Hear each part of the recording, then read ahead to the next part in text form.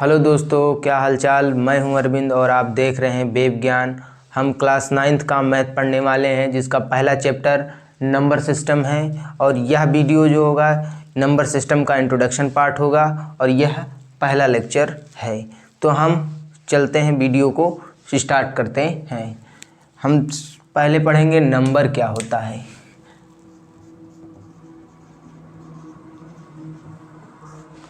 तो नंबर एक प्रकार का सिंबल होता है जो हम किसी काउंटिंग करने के लिए या मेज़रमेंट करने के लिए हम यूज़ करते हैं। तो ये नंबर बेसिकली क्या होती है, एक प्रकार की सिंबल होती है जो हम किसी काउंटिंग के लिए या मेज़रमेंट करने के लिए हम यूज़ करते हैं। यह नंबर दो भागों में बांटा गया है। यह नंबर को दो भागों में बांटा गया है, एक रियल नंबर और एक इमेजिनरी नंबर।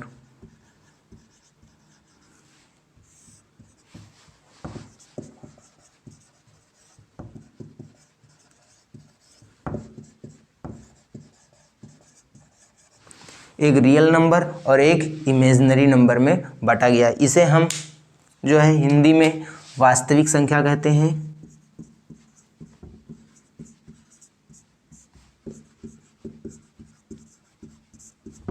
और इसे हम काल्पनिक संख्या कहते हैं।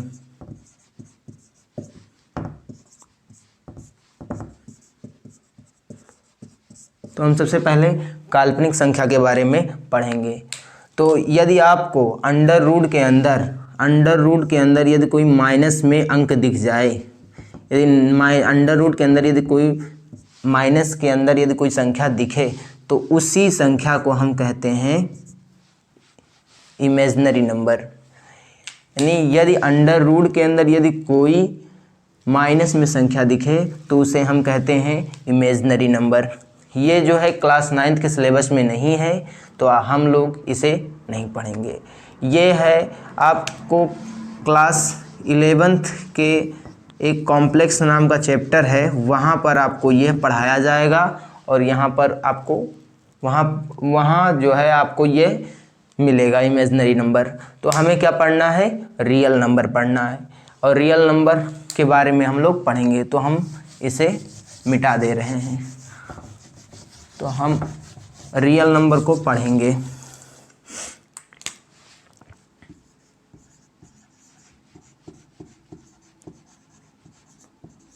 तो बेसिकली रियल नंबर क्या होती है, वास्तविक संख्याएं क्या होती हैं।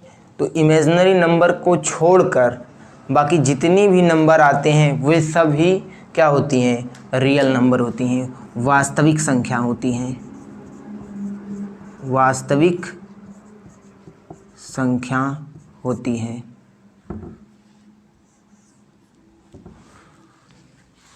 वास्तविक संख्या को, रियल नंबर को निम्न भागों में बांटा गया है, जैसे नेचुरल नंबर में,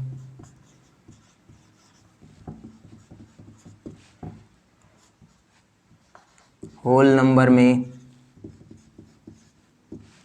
इंटीजर में,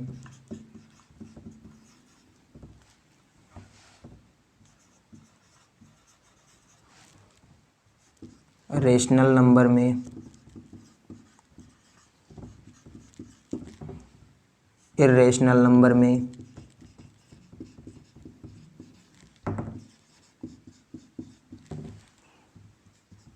कंपोजिट में, कंपोजिट नंबर में,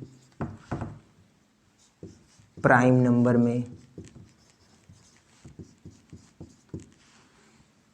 इतने में सब में बांटा गया है।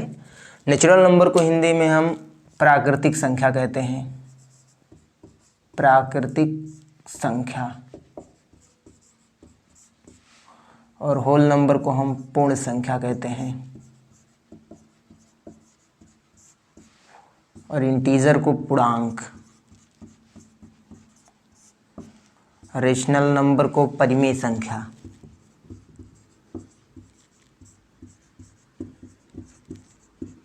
इर्रेशनल नंबर को अपरिमेय संख्या के नाम से जाना जाता है और इसे हिंदी में हम भाज्य संख्या कहते हैं।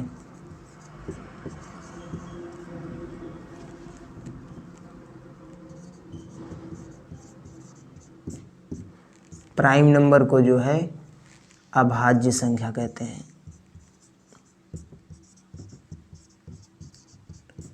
तो रियल नंबर को इतने भागों में बांटा गया है। अब हम एक एक करके नंबर को पढ़ते हैं। तो नेचुरल नंबर क्या होता है? तो नेचुरल नंबर क्या होता है? एक से अनंत तक की जितनी भी संख्याएं होती हैं उन सभी को हम नेचुरल नंबर कहेंगे। 1 2 3 4 ... इनफाइनाइट। एक से अनंत तक की संख्या को हम नेचुरल नंबर कहते हैं। होल नंबर किसे कहते हैं? तो पूर्ण संख्या उसे कहते हैं यदि नेचुरल नंबर में यदि हम जीरो को शामिल कर लें, अर्थात कहने का मतलब है कि 0 1 2 3 4 ... अनंत तक की संख्याओं को हम पूर्ण संख्या कहते हैं। यानी 0 से अनंत तक की संख्या को हम पूर्ण संख्या कहते हैं। इंटीजर क्या है? यदि हम पूर्ण संख्या में यदि हम ऋणात्मक संख्याओं को शामिल कर लें तो वह इंटीजर हो जाता है। ऋणात्मक संख्या क्या होती हैं? ऋणात्मक संख्या, जैसे ये संख्या आपको दिखी है, इसमें हम केवल माइनस से मल्टीप्लाई कर दें तो क्या हो जाएगा? -1 -2 -3 -4 ... माइनस इनफाइनाइट। तो बस इसी संख्या को इसमें अगर हम शामिल कर लें तो वह इंटीजर बन जाता है। इंटीजर कैसा होता है दिखने में? कुछ इस तरीके से होता है, माइनस इनफाइनाइट ... -3 -2 -1 0 +1 +2 +3 ... प्लस इनफाइनाइट। तो इस तरीके से हमें इंटीजर देखने को मिलते हैं। इस तरीके से हमें इंटीजर क्या होते हैं देखने को मिलते हैं। तो जीरो के बाएं साइड आप देखेंगे, तो निगेटिव में संख्या मिलेंगी और जीरो के दाएं साइड आपको पॉजिटिव में संख्या मिलेंगी। यहाँ पर आप पॉजिटिव देखेंगे और यहाँ पर आप देख रहे हैं निगेटिव है। तो इस सेक्शन को हम कहते हैं निगेटिव इंटीजर कहेंगे, और इस सेक्शन को हम कहते हैं पॉजिटिव इंटीजर।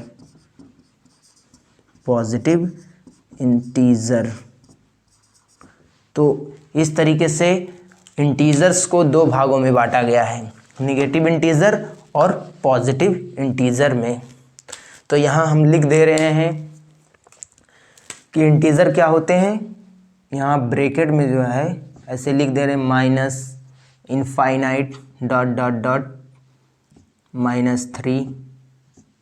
-2 -1 0 +1 +2 +3 ...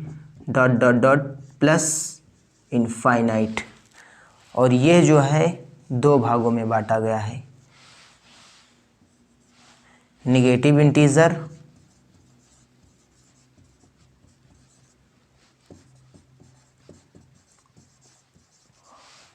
positive integer.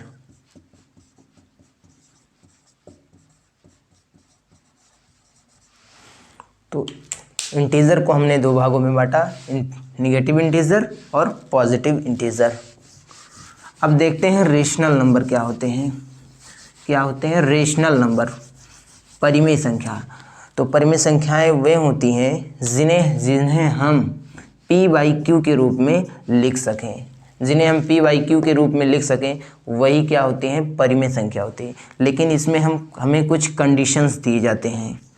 क्या कंडीशन होता है कि जो हमारा p होता है, p, q जो है वो इंटीजर के पार्ट होने चाहिए, अर्थात वो इंटीजर होने चाहिए, और q जो है हर जो है वो ज़ीरो के बराबर नहीं होना चाहिए, अर्थात वो ज़ीरो नहीं होना चाहिए, ये कहने का मतलब है। अर्थात ये p और q जो है वो इन्हीं इंटीज़र में जो ये संख्या दी गई हैं यही संख्या होनी चाहिए और इन्हीं का एक अनुपात होना चाहिए, वही कहलाएगा परिमेय संख्या। जैसे परिमेय संख्या को हम कैसे बनाएं, जैसे हम उठा ले रहे हैं पॉजिटिव साइड में, जैसे 2 को उठा लिए, +2, +3 को उठा लिए हमने, तो ये क्या बना 2/3, ये क्या है, एक परिमेय संख्या है। इसी तरीके से हम यहाँ से उठा लें -3 और यहाँ से उठा लें -2 + 2, तो बन गया -3/2, तो ये क्या है, एक परिमेय संख्या है। यहाँ पर 0 नहीं लेना है, ये 0 जो है 0 हम बराबर नहीं करेंगे, नहीं तो ये रेशियो जो है p/q का जो रेशियो है वो अनडिफाइंड हो जाएगा। तो ये होता है परिमेय संख्या जिन्हें हम p/q के रूप में लिख सके। p और q जो है वो एक इंटीजर होना चाहिए और q जो है वो 0 के बराबर नहीं होना चाहिए। दूसरा पॉइंट, इर्रेशनल नंबर क्या होता है। इर्रेशनल नंबर क्या होता है, तो वे संख्याएं जिन्हें हम p/q के रूप में ना लिख सकें, ऐसी संख्या को हम कहते हैं अपरिमेय संख्या। अब इसे ऐसी कौन सी संख्या है जिन्हें हम p/q के रूप में नहीं लिख सकते, तो इसका एग्जाम्पल है, उसका एग्जाम्पल है जैसे √2, √3, √5 ... मतलब अंडर के अंदर जितनी भी वैल्यू आती है वो सब क्या होती हैं, इर्रेशनल नंबर होती है। तो इसमें एक सवाल उठता है कि ये √2 के अंदर जो भी संख्याएं होती हैं वो क्यों अपरिमेय संख्या होती हैं, क्यों नहीं ये परिमेय संख्या हो सकती हैं। तो इसका रीज़न ये है, जैसे √2 लिखें तो इसका हर तो एक ही है, अर्थात ये कैसा लिखा है, p/q के रूप में तो लिखा है ना, p/q के रूप में तो लिखा गया है। q की वैल्यू जो है यहाँ से तुलना करेंगे तो 1 आएगा, p की वैल्यू यहाँ से तुलना करेंगे तो p बराबर √2 आएगा। अब हमें कंडीशन चेक करना है। यहाँ पर ये कंडीशन कहता है कि परिमेय होने के लिए p और q एक इंटीजर होना चाहिए और q 0 के बराबर नहीं होना चाहिए। तो यहाँ पर तो जो q की जो वैल्यू दी गई है वो 0 के बराबर नहीं है, अर्थात ये कंडीशन जो है सेटिस्फाइड हो गई। लेकिन दूसरा कंडीशन कहता है कि p और q जो है ये एक इंटीजर होना चाहिए, अर्थात यहाँ पर जो संख्या दी है इन्हीं में से होनी चाहिए। तो क्या q जो है, हाँ q जो है वो इंटीजर में से एक संख्या है, लेकिन p की जो वैल्यू है वो इंटीजर नहीं है। तो ये क्या हुआ, एक इर्रेशनल नंबर हो गया। क्या हुआ, एक इर्रेशनल नंबर हुआ। तो इस तरीके से हमने देखा कि इर्रेशनल नंबर किसे कहते हैं। अब हम देखेंगे कंपोजिट नंबर किसे कहते हैं। तो कंपोजिट नंबर किसे कहते हैं, ऐसी संख्या जिसे हम 1 से डिवाइड कर दें तो डिवाइड हो जाए और स्वयं से डिवाइड हो जाए अर्थात सेल्फ, और किसी अदर संख्या से या किसी अन्य संख्या से जो है डिवाइड ना हो, तो ऐसी संख्या को हम कंपोजिट, नहीं यहाँ पर हमने थोड़ा सा गलत बता दिया, जो अन्य संख्या से भी डिवाइड हो जाए उसे हम कंपोजिट नंबर कहेंगे, अर्थात भाज्य संख्या कहेंगे। यानी ऐसी संख्या जिन्हें हम 1 से डिवाइड कर सकें और खुद से भी डिवाइड किया जा सके और किसी अन्य यानी तीसरी संख्या से भी डिवाइड किया जा सके, ऐसी संख्या को हम कंपोजिट नंबर कहते हैं। इनका उदाहरण क्या है, इनका उदाहरण ये उदाहरण है जैसे 2 हुआ, 2 नहीं हुआ, 4 हुआ, 6 हुआ, 8 हुआ, 9 हुआ, 10 हुआ। इसी तरीके से जो भी आगे की संख्या आएगी वो सब क्या है, एक कंपोजिट नंबर है। इसको कैसे देखें, देखो जितनी भी संख्याएं वो एक और स्वयं से डिवाइड तो होंगी ही होंगी, लेकिन अदर से देखना है कि अन्य संख्या से हो रही है तो हाँ 2 जो है एक 4 1 और सेल्फ तो हो रही है, लेकिन ये 2 से भी डिवाइड हो रही है। ये जो है 6 जो है 2, 3 से भी डिवाइड हो रही है। ये 4 से भी हो रहा है, 2 से भी हो रहा है, ये 3 से भी हो रहा है, ये 5 से हो रहा है और 2 से भी हो रहा है, तो ऐसी संख्याओं को ही हम कंपोजिट नंबर कहते हैं। अब हम देखते हैं प्राइम नंबर क्या होता है। तो प्राइम नंबर क्या है? प्राइम नंबर वे नंबर होते हैं, ऐसी संख्या जिन्हें हम 1 से तो डिवाइड कर सकें, सेल्फ से डिवाइड कर सकें, लेकिन अन्य संख्या से, किसी अन्य संख्या से डिवाइड हम ना कर सकें, तो ऐसी संख्या को हम कहते हैं प्राइम नंबर, अभाज्य संख्या कहते हैं। इसका एग्जाम्पल ये हुआ, इसका एग्जाम्पल जो है ये हुआ, जैसे 2 हुआ, 3, 5, 7, 11, 13, 17, 19, इसी तरीके से जो भी संख्या आती हैं ये सब प्राइम नंबर हैं। देखो ये जितनी भी संख्याएं लिखा गया है ये सब क्या होती, 1 से डिवाइड हैं, स्वयं से डिवाइड हैं, किसी अन्य संख्या से डिवाइड नहीं है, तो ये क्या है, प्राइम नंबर कहलाएंगे। तो इस तरीके से हम रियल नंबर को इतने नंबरों में बांटते हैं। तो इसका स्क्रीनशॉट ले लीजिए और हम आगे बढ़ते हैं। हम जो है अब प्राइम रेशनल नंबर और इर्रेशनल नंबर के बारे में कुछ कंसेप्ट को पढ़ेंगे। तो हम स्टार्ट करते हैं अगला कंसेप्ट।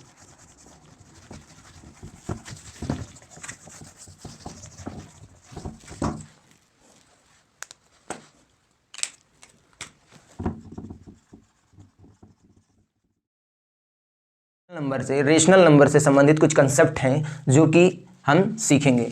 पहला कंसेप्ट ये है, हम ये सीखेंगे कि 2 रेशनल नंबर दिया जाएगा, 2 रेशनल नंबर दिया जाएगा और उस पूछेगा कि इन दोनों रेशनल नंबर के बीच में 5 rational number, 6 rational number, 7 rational number निकालिए। तो ये कैसे निकाला जाता है इसके बारे में हम सीखेंगे। जैसे हम एक एग्जाम्पल ले लेते हैं कि 2,3 के मध्य, 2,3 के मध्य 6 परिमेय संख्या ज्ञात कीजिए। तो किस तरीके से निकालना है? तो सबसे पहले हम क्या करेंगे, सबसे पहले इसको सॉल्व करने का तरीका होता है कि जो जितनी संख्या अगर निकालने को बोले, 6 परिमेय संख्या बोला है निकालने के लिए, तो इसमें 6 में हम जो है 1 को ऐड कर देंगे और यही इसी संख्या को हम क्या करेंगे, ये जो 2 और 3 लिखा है इसे हम पहले ऐसे लिखेंगे और इसमें हम जो है ऊपर नीचे इसका, इसमें जो है भाग दे देंगे, मतलब मल्टीप्लाई कर देंगे, भाग नहीं। तो 7 दूना 14 हो गया, 14/7, 7 त्रिक 21, 21/7। अब हम जो है इनके बीच हर समान है तो हम सीरियल में बढ़ते क्रम में नंबर को लिखते चलेंगे। जैसे 15/7, 16/7, 17/7, 18/7, 19/7, 20/7 और यहाँ पर जो लिखा था क्या, 21/7, 21/7। तो यहाँ पर कितनी संख्या हमें मिल गई, 1, 2, 3, 4, 5, 6। यही जो 6 संख्या आपको दिख रहा है यही संख्या हमें ज्ञात करने के लिए कहा था। तो ये सवाल इस तरीके से सॉल्व होता है। अब इससे इसी में कुछ अन्य तरीके से भी सवाल दिए जाएंगे, कुछ अदर टाइप्स के। जैसे दिया जाएगा 2/5, 3/5 के मध्य 5 परिमेय संख्या ज्ञात कीजिए, 5 परिमेय संख्या ज्ञात कीजिए।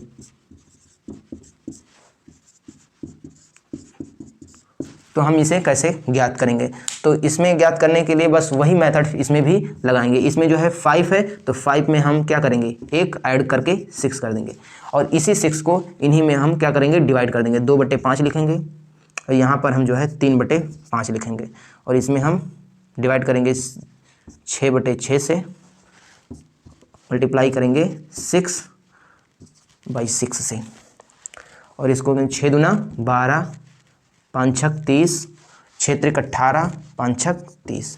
अब यहाँ पर इसके बीच मध्य देखेंगे जो बढ़ते क्रम में जो भी संख्या आ रही है, जैसे 13/30, 14/30, 15/30, 16/30, 17/30, 18/30 यहाँ पर है।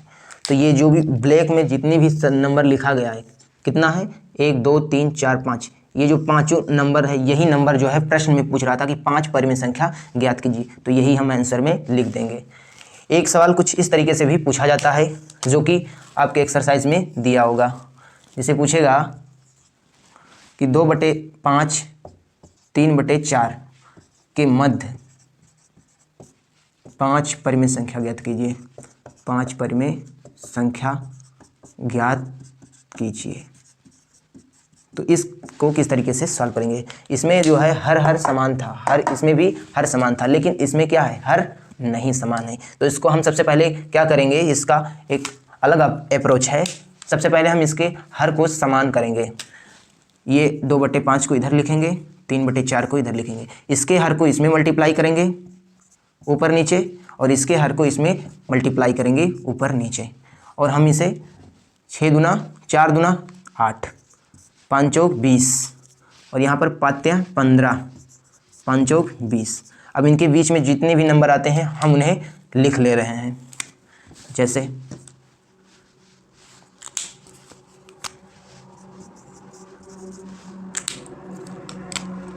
9/20, 10/20, 11/20, 12/20, 13/20, 14/20, यहाँ पर है 15/20।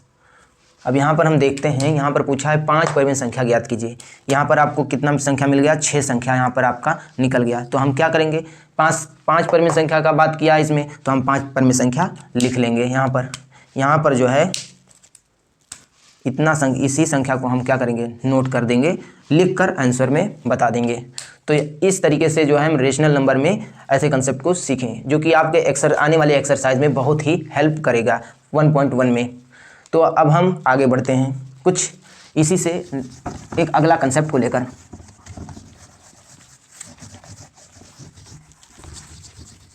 ये अगला कंसेप्ट कहता है कि यदि किसी रेशनल नंबर में हम यदि इर्रेशनल नंबर को जोड़ दें या घटा दें, तो हमें क्या मिलेगा, इर्रेशनल नंबर ही मिलेगा। या आप ऐसे कह सकते हैं कि यदि किसी रेशनल नंबर में हम इर्रेशनल नंबर से गुणा कर दें या रेशनल नंबर में इर्रेशनल नंबर से भाग कर दें, तो हमें सदैव क्या मिलेगा, इर्रेशनल नंबर ही प्राप्त होगा। ये क्या है, इनके बारे में हम थोड़ा नंबर लेकर हम समझते हैं, उदाहरण लेकर। तो सबसे पहले देखेंगे कि रेशनल नंबर का एक एग्जांपल लेंगे, जैसे 3 में हम जो है इर्रेशनल नंबर √ हम 2 ले लिए। अब इसे जोड़ दिए इसमें, तो ये क्या बन गया, एक इर्रेशनल नंबर बन गया। मतलब एक रेशनल में इर्रेशनल नंबर जुड़े तो क्या बना, होल, एक इर्रेशनल नंबर ही प्राप्त होगा। सेम यही एग्जांपल ले लेते हैं और यहाँ पर हम माइनस का चिन्ह लगा देते हैं। अब क्या हुआ, तब भी हमें एक इर्रेशनल नंबर ही प्राप्त हुआ। इसी तरीके से एक रेशनल नंबर लिया और इसमें इर्रेशनल नंबर से मल्टीप्लाई किया तो क्या मिला, 3√2, जो कि एक इर्रेशनल नंबर है। इसी तरीके से हम एक रेशनल नंबर लिया और उसमें इस इर्रेशनल नंबर में से क्या किया, डिवाइड कर दिया, तो हमें क्या मिला, एक इर्रेशनल नंबर मिला। तो इस तरीके से ये कंसेप्ट को याद रखिएगा। अब हम इसी से रिलेटेड एक और टॉपिक पढ़ेंगे कि यदि इर्रेशनल नंबर को केवल जोड़ा जाए या घटाया जाए आपस में, तो हमें तभी इर्रेशनल नंबर ही प्राप्त होगा। लेकिन यदि हम 2 इर्रेशनल नंबर को मल्टीप्लाई करें या उन दोनों से भाग दें, तो हमें कोई गारंटी नहीं है कि इर्रेशनल नंबर ही मिले। इर्रेशनल नंबर भी मिल सकता है और रेशनल नंबर भी मिल सकता है, इसमें भी वही आएगा आउटपुट। तो इसको हम थोड़ा सा समझ लेते हैं। जैसे 3√2 ले लिए और √2 ले लिए, मतलब 3√2 और √2 ले लिए। अब इसका एडिशन करना है तो क्या करेंगे, √ के अंदर जितनी भी वैल्यू दी गई है यदि समान है तो हम क्या करेंगे, उसके आगे जो दी गई संख्या होती है वो जुड़ जाती है। तो 3 1 4 हो गया, तो 4√2 है जो एक इर्रेशनल नंबर है। यहाँ पर हम 3√2 को -√2 कर दें तो क्या होगा, सेम वही होगा, सिंपल 3 में से 1 घट जाएगा, क्या बचेगा 2√2, जो कि एक इर्रेशनल नंबर है। लेकिन यदि हम दो इर्रेशनल नंबर को मल्टीप्लाई करें, जैसे 3√2 और √2 से मल्टीप्लाई करेंगे तो क्या मिलेगा, ये √ से अगर यदि √2 में √2 से भाग देंगे गुणा करेंगे तो √ हट जाएगा और ये हो जाएगा 3 × 2 = 6, जो कि एक रेशनल नंबर है। क्या है, एक रेशनल नंबर है। लेकिन यदि हम कुछ इस तरीके से मल्टीप्लाई करें, 3√2 में हम यदि √3 से मल्टीप्लाई करें तो क्या मिलेगा, √ के अंदर जो वैल्यू होती है वो क्या होगी, उसमें गुणा हो जाएगी, यानी 3 3 दूना 6, 3√6, जो कि एक इर्रेशनल नंबर है। तो कहने का मतलब है कि यदि दो इर्रेशनल नंबर यदि आपस में मल्टीप्लाइड हो रहा है तो हमें रेशनल नंबर भी मिल सकता है और इर्रेशनल नंबर भी मिल सकता है। उसी प्रकार से यदि हम किसी इर्रेशनल नंबर में 3√2 में यदि हम किसी इर्रेशनल नंबर से भाग दें तो क्या मिलेगा, एक इर्रेशनल नंबर मिलेगा, एक रेशनल नंबर मिलेगा। इसी तरीके से यदि हम किसी इर्रेशनल नंबर में जो है किसी इर्रेशनल नंबर से हम भाग दें तो हमें क्या मिलेगा, एक इर्रेशनल नंबर ही मिलेगा। तो इसमें क्या होता है, दो इर्रेशनल नंबर को यदि भाग दिया जाएगा तो ये गारंटी नहीं है कि इर्रेशनल नंबर मिलेगा, केवल नहीं, इर्रेशनल नंबर भी मिल सकता है और रेशनल नंबर भी मिल सकता है। तो इस तरीके से हमने जाना रेशनल नंबर से संबंधित कुछ कंसेप्ट को। अब हम इसको मिटा देते हैं, हम इर्रेशनल नंबर से संबंधित कुछ कंसेप्ट को सीखेंगे।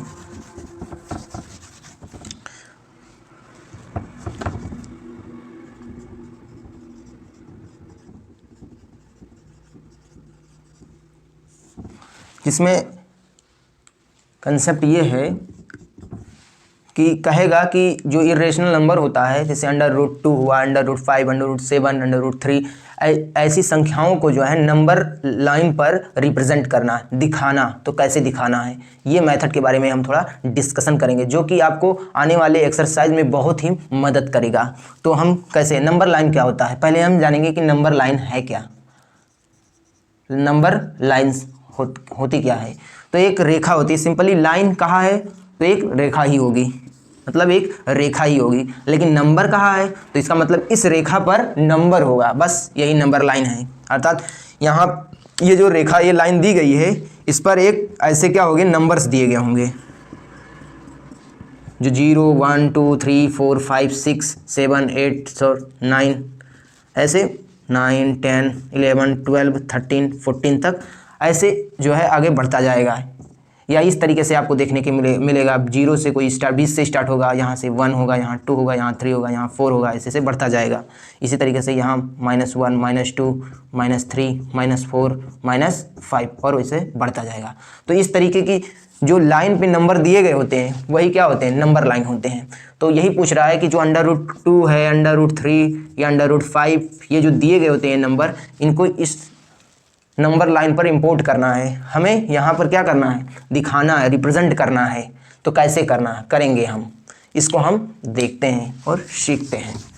तो सबसे पहले हम √2 को इस पर क्या करेंगे, लाइन नंबर लाइन पे दिखाएंगे। √2 को जो है हम नंबर लाइन पे इंपोर्ट करेंगे। कैसे करेंगे, सबसे पहले हम क्या करेंगे, एक नंबर लाइन खींचेंगे, नंबर लाइन ऐसे बनाएंगे और यहाँ पर हम कहीं पर कट लगा देंगे और वो उसे हम 0 लिख देंगे, 0 मान लेंगे। अब हम जो क्या है, ये लाइन ऐसी बढ़ती जाएगी, इसीलिए यहाँ पर एरो बना देते हैं।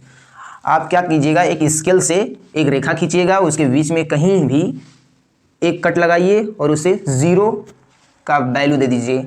अब हम 1-1 सेंटीमीटर की दूरी पर कट लगाते जाएंगे, 1-1 सेंटीमीटर की दूरी पर हम क्या करेंगे, कट लगाते जाएंगे, ऐसे ऐसे स्केल की सहायता से। और यहाँ पर भी ऐसे ऐसे ऐसे इस तरीके से, कुछ इस तरीके से क्या करेंगे, कट लगाएंगे।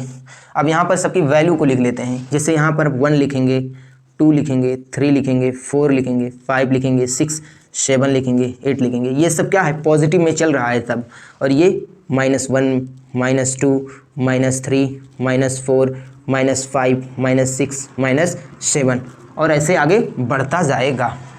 अब हम क्या करेंगे, हमें क्या √2 को इस नंबर लाइन पर रिप्रेजेंट करना है। तो सबसे पहले हम क्या करेंगे, हमने कक्षा 8th में हमने पाइथागोरस का परिमेय पढ़ा था। पाइथागोरस का परिमेय वो कहता है एक राइट एंगल ट्रायंगल होगा, एक समकोण होगा, इसको हम कहते थे कर्ण, इसको हम कहते थे लंब और इसे हम कहते थे आधार। तो पाइथागोरस का परिमेय कहता था कि यदि कर्ण का स्क्वायर किया जाएगा तो इन दोनों आधार और लंब के वर्ग के योग के बराबर होता है, यानी लंब का स्क्वायर प्लस आधार का स्क्वायर, अर्थात इसे हम कहते थे के स्क्वायर बराबर एल स्क्वायर और ए स्क्वायर। तो हमें बस इसी फार्मूले को जानना है और यही फार्मूला यूज़ करके हम ये जो है √2 को इस पर दर्शाएंगे। तो कैसे दर्शाएंगे, सबसे पहले हम एक यूनिट यहाँ पर 0 से दाएं साइड जो है 1 यूनिट आगे बढ़ेंगे, 1 यूनिट आगे बढ़ेंगे यहाँ पर ऐसे, और यहाँ पर हम जो है चांद की सहायता से, जो प्रकार होता है चांदा, वहाँ पर यह 90 अंश होता है, इसको जो है इस पॉइंट को यहाँ पर बीचों बीच रखेंगे और वहाँ पर एक ऐसे पॉइंट रखेंगे और उस पॉइंट को मिलाकर 1 सेंटीमीटर जो है ऐसे खींच देंगे। और खींचने के बाद में क्या करेंगे, इस पॉइंट को जो है एक ए नाम दे देंगे और इस पॉइंट को जो है हम वी का नाम दे देंगे, वी का नाम दे देंगे और इसको हम जो है इधर से इस पॉइंट को इस पॉइंट से मिला देंगे और जो ये वैल्यू निकलेगा वही जो है हमारा √2 होगा, हमारा √2 होगा, √2 होगा। कैसे, क्योंकि हमने जो है ओ ये जो था, ओ ये वो कितना हमने चला था 1 सेंटीमीटर स्केल की सहायता से, ए बी जो था वो भी हमने कितना चला 1 सेंटीमीटर और हमें ओ भी ज्ञात करना है। तो कैसे कितना आएगा, ये क्या है, समकोण का कर्ण है, ये लंब है, ये आधार है, तो कर्ण का स्क्वायर मतलब ओ बी का स्क्वायर, लंब का स्क्वायर बराबर लंब का स्क्वायर अर्थात ए बी का स्क्वायर प्लस आधार का स्क्वायर ओ ए का स्क्वायर। अब यहाँ पर हमें क्या करेंगे, ओ बी हमें निकालना है, ये निकालना है, तो इसको निकालने के लिए ओ बी ऐसे लिख देंगे और ये स्क्वायर है जब इधर जाएगा तो ये √ में आ जाएगा, तो A B square plus O A square. अब हम ए बी की वैल्यू रखेंगे, कितना है इसका 1 सेंटीमीटर लिए थे तो इसका स्क्वायर किए, प्लस ओ ए की वैल्यू क्या है, हाँ ओ ए कितना लिए थे हम 1 सेंटीमीटर, तो इसका भी हम वैल्यू यहाँ पर रख दिए। कितना हो गया, 1 का स्क्वायर करते हैं तो 1 ही आता है और 1 का स्क्वायर करेंगे 1 आएगा और ये हो गया √2। ये जो है यहाँ पर √2 आ गया। लेकिन हमें जो है नंबर लाइन पे लाना है, तो किस तरीके से लाएंगे, यहाँ पर क्या करेंगे, एक कंपास लेंगे और ऐसे क्या करेंगे, यहाँ पर रखेंगे और यहाँ पर ऐसे खींच देंगे, जैसे यहाँ पर रखें और रखने के बाद में कंपास की सहायता से ऐसे यहाँ पर एक आर्क लगा देंगे और जहाँ यहाँ पर आर्क लगाएंगे वही हमारा क्या होगा, डी पॉइंट होगा। क्या होगा, डी पॉइंट। अब देखो एक वृत्त की जो त्रिज्या होती है, जहाँ वृत्त की जो होती है त्रिज्या होती है वो हर जगह क्या होती है, आर्क के हर जगह क्या होती है समान होती है। तो आर्क की जो त्रिज्या होती है वो हर जगह क्या होती है, समान होती है। तो ओ बी जो है, ओ डी जो है वो √2 है। तो इस तरीके से हमने √2 को नंबर लाइन पे रिप्रेजेंट किया। अब हम √5 को देखते हैं। एक और एग्जांपल ले लेते हैं समझने के लिए √5 को, जैसे हम ले लेते हैं √5 को रिप्रेजेंट करने के लिए, तो इसे हम मिटा देते हैं।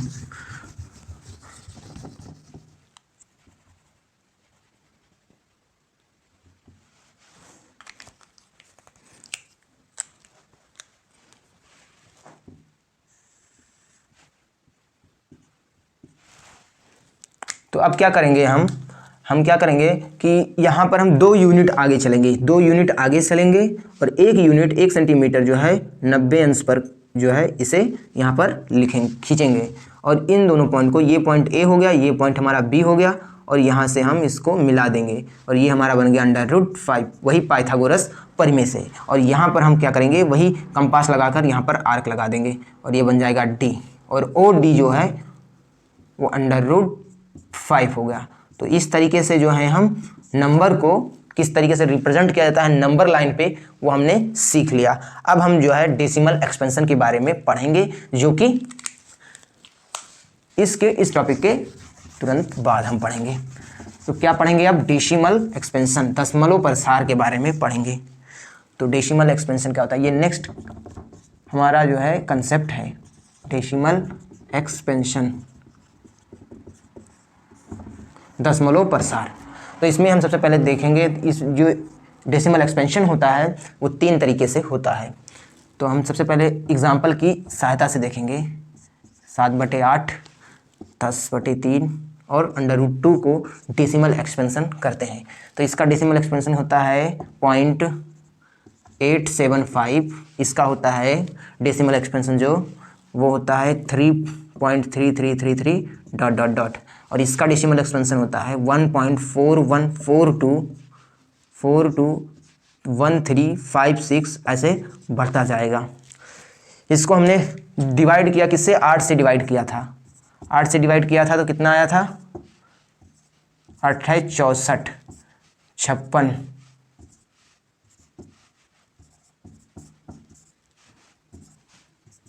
40। इसका रिमाइंडर क्या आ गया, 0 आ गया। लेकिन हम इसको डिवाइड करते हैं तो क्या आएगा, 3, 1.03, 1.3 और ऐसा ये बढ़ते जाएगा। मतलब क्या नहीं, ये इसका जो है रिमाइंडर कभी 0 आएगा ही नहीं, ऐसे ये कैलकुलेशन बढ़ता जाएगा।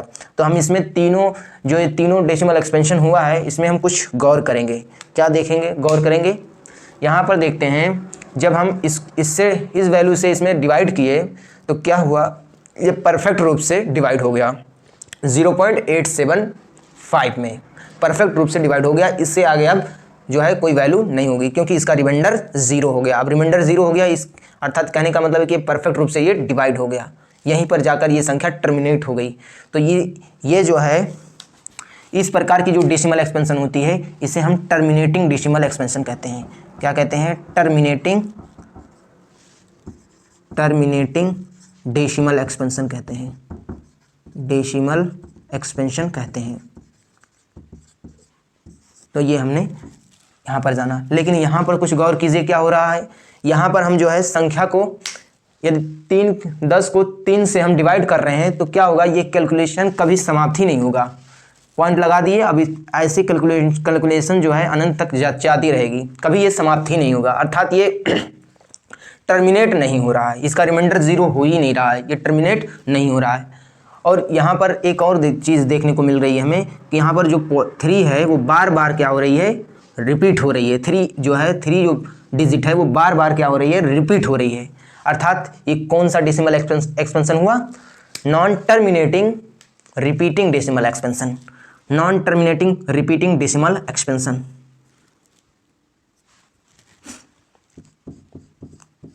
Non terminating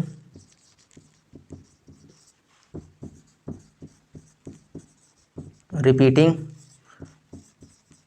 decimal expansion. तो ये हुआ non terminating repeating decimal expansion.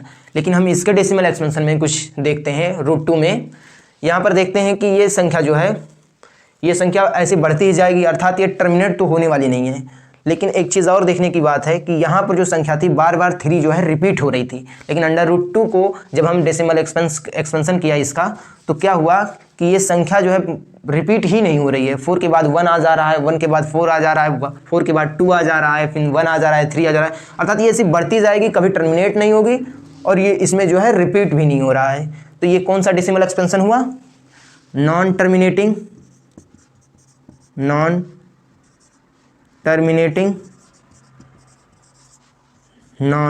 Repeating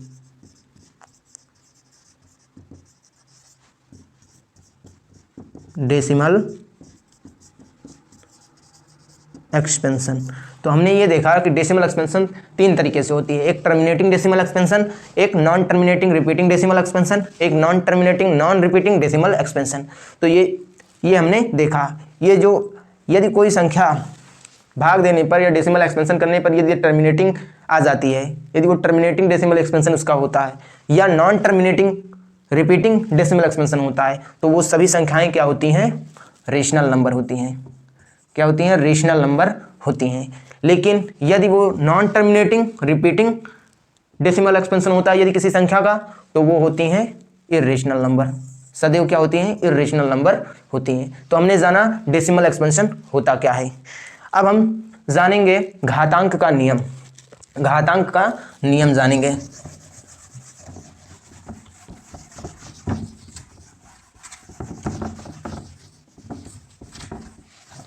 अब हम जो है घातांक का नियम जानेंगे। ये घातांक का नियम क्या होता है? पावर ऑफ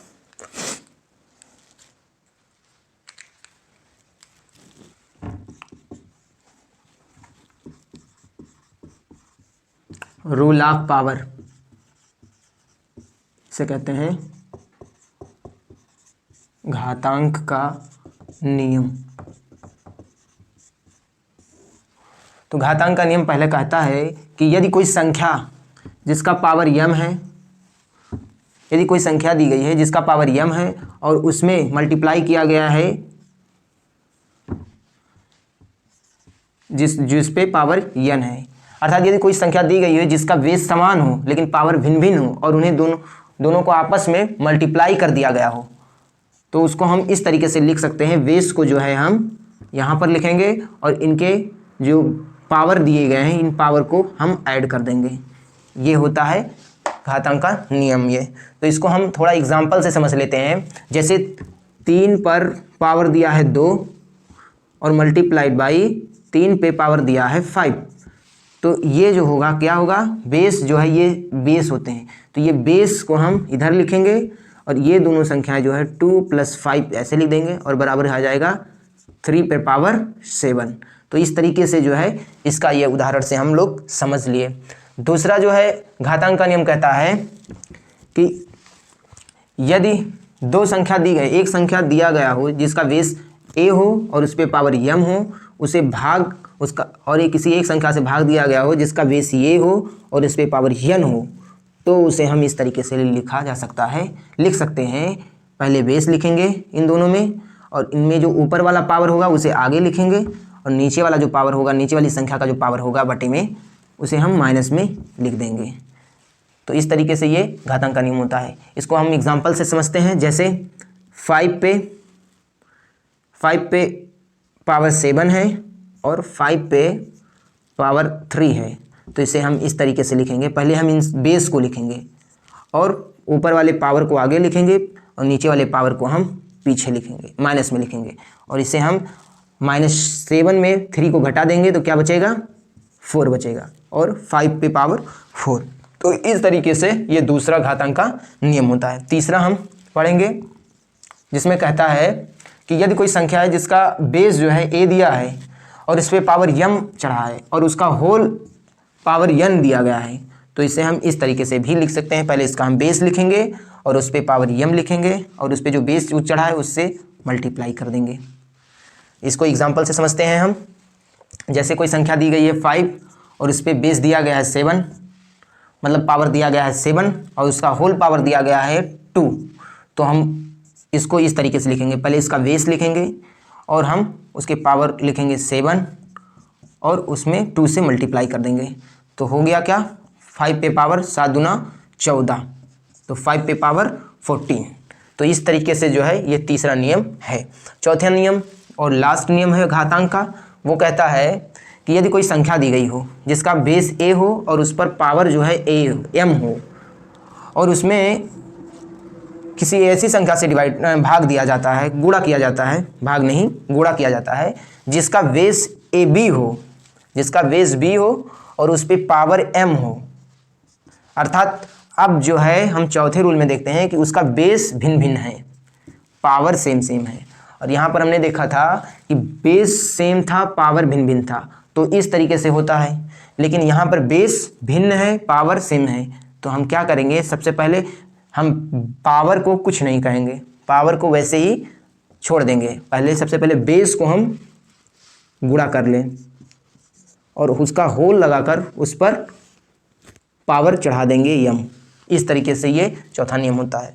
तो सबसे पहले इसका हम पहले एक एग्जांपल से समझ लेते हैं। जैसे 5 पे पावर 3 है और इसको मल्टीप्लाई किया गया है 7 पे पावर 3 से, तो हम इसको इस तरीके से लिखेंगे। पहले पावर को कुछ नहीं कहेंगे, पहले बेस को हम मल्टीप्लाई करेंगे और मल्टीप्लाई करके इस पावर को इस पे लिख देंगे। तो ये हुआ क्या, 7 पचे 35, 35 पे पावर 3। इस तरीके से ये सॉल्व हुआ। तो यही है घातांक का नियम जो कि हमने जान लिया। अब जो है कुछ और कंसेप्ट हैं, जैसे हमने अभी डेसिमल एक्सपेंशन के बारे में पढ़ा। वहाँ पर हमने जो है एक डिवाइड देखा था 10/3 वाला, जो हमने 10/3 वाला डिवाइड देखा जाए, जिसका आया था वैल्यू 3.333333। ये था p/q के रूप में और ये चेंज हुआ था किसमें, डेसिमल में।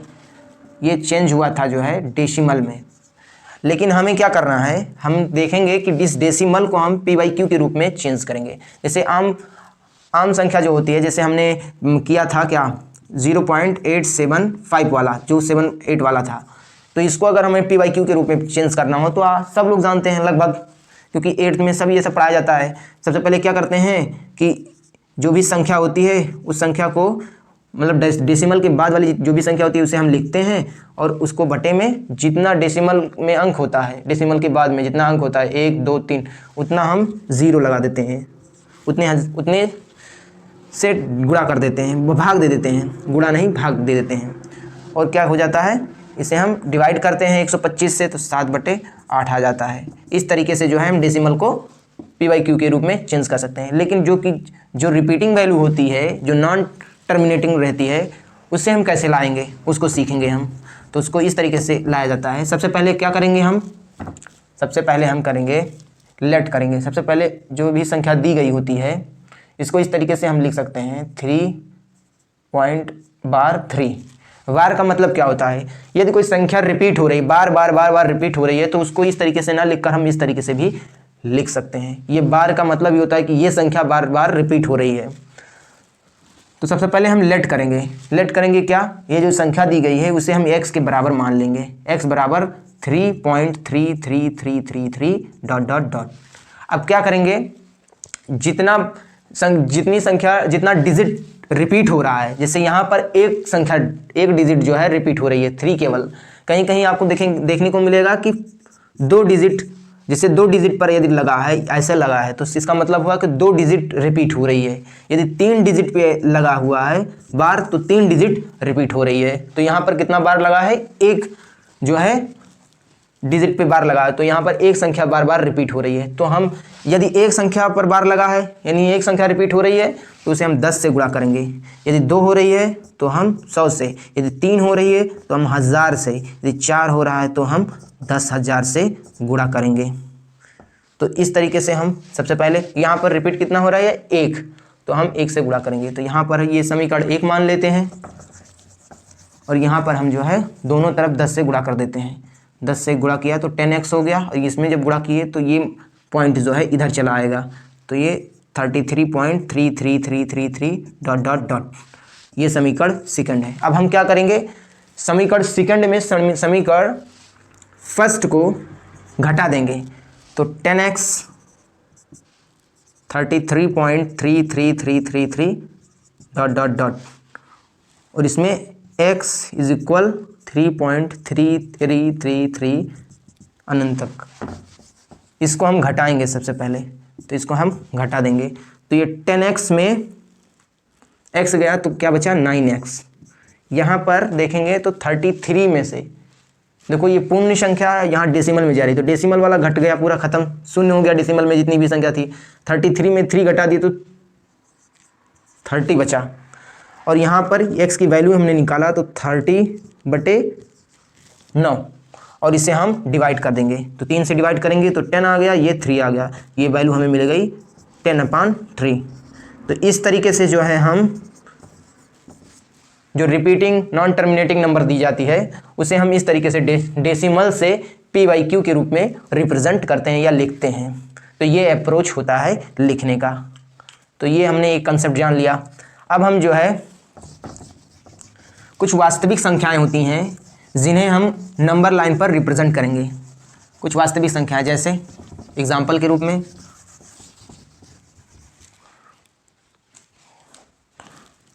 कुछ वास्तविक संख्या जैसे 5.34 ऐसी संख्याएं दी जाएंगी और कहेगा कि आपको ये एक वास्तविक संख्या है और इसे जो है हम संख्या रेखा पर नंबर लाइन पर दशमलव के 4 स्थानों तक हमें रिप्रेजेंट करना है। मतलब ये संख्या दी गई है कि एक रियल नंबर है, एक क्या है, एक रियल नंबर है और इससे जो है दशमलव के यानी 4 डेसिमल प्लेस तक हमें नंबर लाइन पर शो करना है। अर्थात लिखा गया। इसे हम कैसे करेंगे? इसको करने से पहले हम एक नंबर लाइन से लेंगे और नंबर लाइन लेंगे और यहाँ पर 0 होगा और यहाँ पर लिखा होगा 1, एक ऐसे कट लगाएंगे।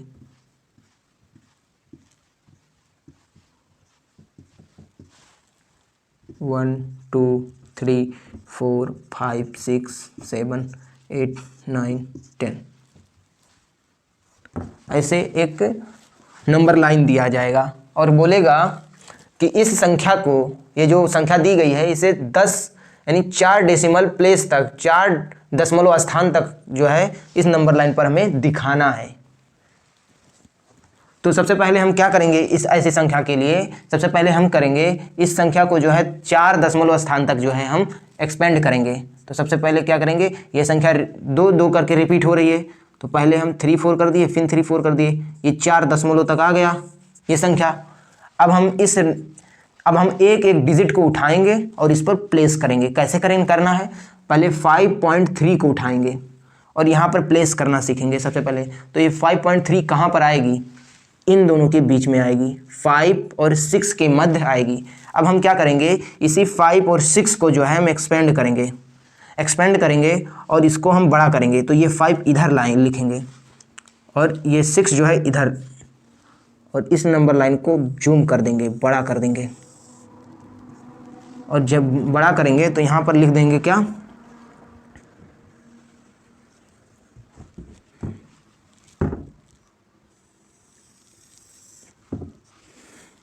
यहाँ पर लिखेंगे 5.0, यहाँ पर लिखेंगे 1 2 3 1 2 3 4 5 6 7 8 9 10। यहाँ पर लिखेंगे 5.1 5.2 5.3 5.4 5.5 5.6 5.7 5.8 5.9 और 6.0। ये जो है संख्या हमें मिला। इसको जब हमने एक्सपेंड किया तो ये हमें नंबर लाइन मिला। तो यहाँ पर हमें रिप्रेजेंट करना था 5.3, तो 5.3 यहाँ पर प्लेस है, इनके बीच में यहाँ पर प्लेस है। लेकिन अब हम क्या करेंगे, अगला डिजिट उठाएंगे। अगला डिजिट है 5.34, तो 5.34 को उठाएंगे तो 5.34 जो है 5.3 और 5.4 के मध्य मिलेगा। तो अब हम क्या करेंगे, हम इसे एक्सपेंड करेंगे, तो इसको एक्सपेंड करेंगे तो ये जो है ये वैल्यू को, ये 5.3 इधर आ जाएगा और 5.4 इस कोने आ जाएगा। यहाँ पर आएगा,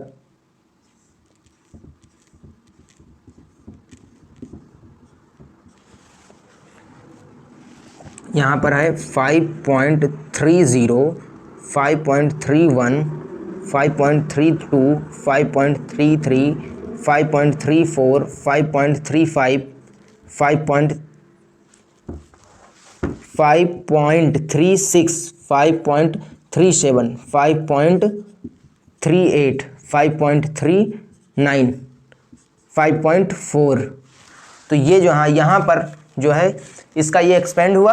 अब यहाँ पर हम देखेंगे 5.34 कहाँ पर प्लेस है, यहाँ पर प्लेस है, यहाँ पर इस नंबर लाइन पर प्लेस है। यदि हमें 2 डेसिमल प्लेस तक बोला होता तो ये होता हमारा आंसर। यहाँ पर हमने प्लेस कर दिया था, लेकिन हमें बोला है 4 तक, तो हम क्या करेंगे, जो है यानी 5.343 को लेंगे तो 5.343 जो है इसमें एक्सपेंड है, इसमें जो है, तो इन दोनों के बीच में, तो इसको हम फर्दर क्या करेंगे, एक्सपेंड करेंगे। जब फर्दर एक्सपेंड करेंगे तो सबसे पहले क्या देखेंगे, 1 2 3 ऐसे ऐसे हम लिखेंगे। क्या करेंगे, सबसे पहले यहाँ पर 5.34 है तो सबसे पहले हम लिखेंगे 5.340, 5.341, 5.342, 5.343, 5.344, 5.345, 5.346, 5.347, 5.348, 5.349, 5.35। तो इस तरीके से ये इसका हमने एक्सपेंड किया। तो हम क्या देखेंगे, 5.343 जो कहाँ पर प्लेस है, यहाँ पर प्लेस है। तो ये 3 स्थान तक हमने दिखाया। अब हमें चौथा स्थान लेना पड़ेगा। अब हम 5.3434 जो है लेंगे, जो कि इन दोनों के बीच में है। तो इसे हम फर्दर क्या करते हैं, एक्सपेंड करते हैं। जब फर्दर एक्सपेंड करेंगे तो हमें क्या मिलेगा,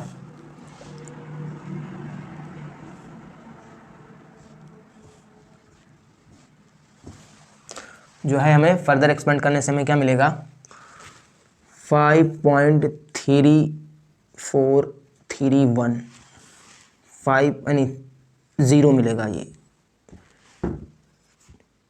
5.3431, 5.3432, 5.3433, 5.3434, 5.3435, 5.3436, 5.3437, 5.3438, 5.3439, 5.344। यहाँ पर जो है हमें 5.3434 कहाँ पर, यहाँ पर देखने को मिल रही है हमें, यहाँ पर, जो कि हमने नंबर लाइन पर रिप्रेजेंट किया।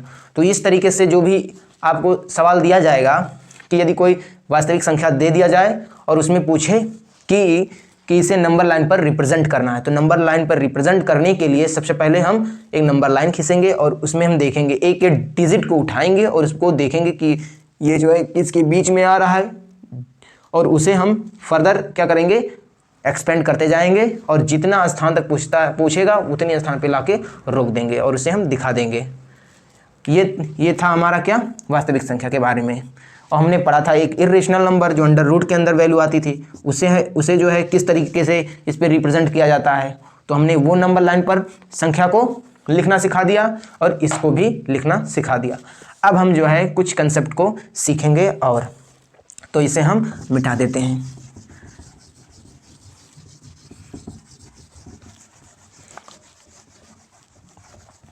जैसे एक और कंसेप्ट है, कुछ सम आइडेंटिटीज़ हैं जिनके बारे में थोड़ा सा हम लोग पढ़ लेते हैं।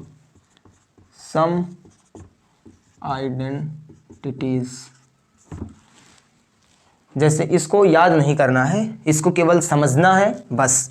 जैसे आपने कक्षा 8 में ये पढ़ा होगा, कक्षा 6 में ही पढ़ा होगा कि a + b का होल स्क्वायर क्या होता है। ये तो सबको याद होता है, a² + 2ab + v²। और एक फार्मूला और याद रखना है, a² - v², जिसको हम एक्सपेंड करते हैं ब्रैकेट में a - v इंटू ब्रैकेट में a + b। बस इसी दोनों सहारे से हम जो कुछ आइडेंटिटीज़ के बारे में, इन्हीं दोनों फार्मूले की सहायता से हम कुछ आइडेंटिटीज़ के बारे में डिस्कशन करेंगे, जो कि इसी पे बेस्ड होगा, जो कि आपको केवल समझना होगा, उसे याद करना नहीं होगा, याद नहीं रखना होगा। a² + 2ab + v², a² - v² बराबर होता है a - v, a + v।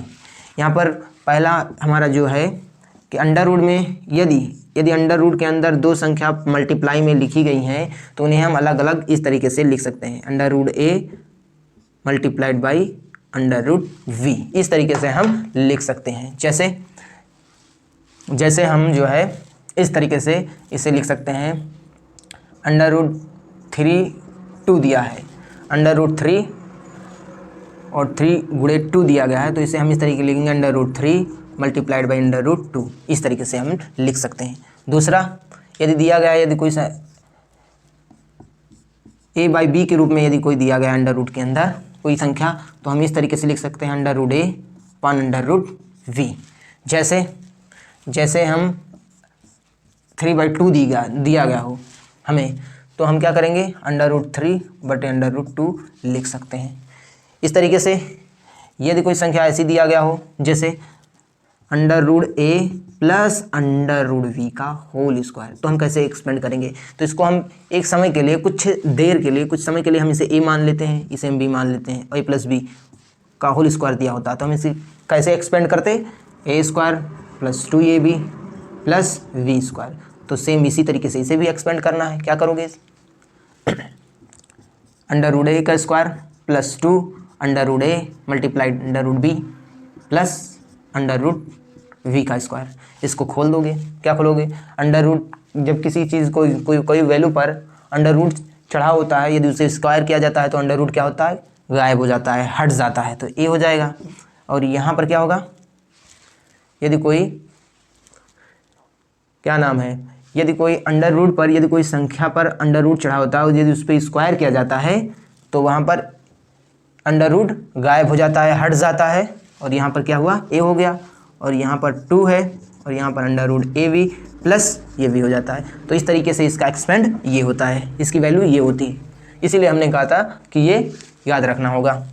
अब हम जो है अगली क्वांटिटीज़ के बारे में, जो है आइडेंटिटीज़ है, उनके बारे में हम पढ़ेंगे। जैसे लिखा है √a² √a minus √v into √a plus √v, तो हम इसे किस तरीके से लिखेंगे, कुछ समय के लिए हम इसे पहले क्या मान लेते हैं, a, और इसे हम b माइनस, और इसे हम मान लेंगे a प्लस v, तो इसे हम इस तरीके से लिखते हैं a² माइनस v²। सेम इसी तरीके से इसे भी लिखना है, जैसे √a का स्क्वायर माइनस √v का स्क्वायर, तो इस पर क्या होगा, a माइनस v होगा। तो इस तरीके से यह वैल्यू आ गई।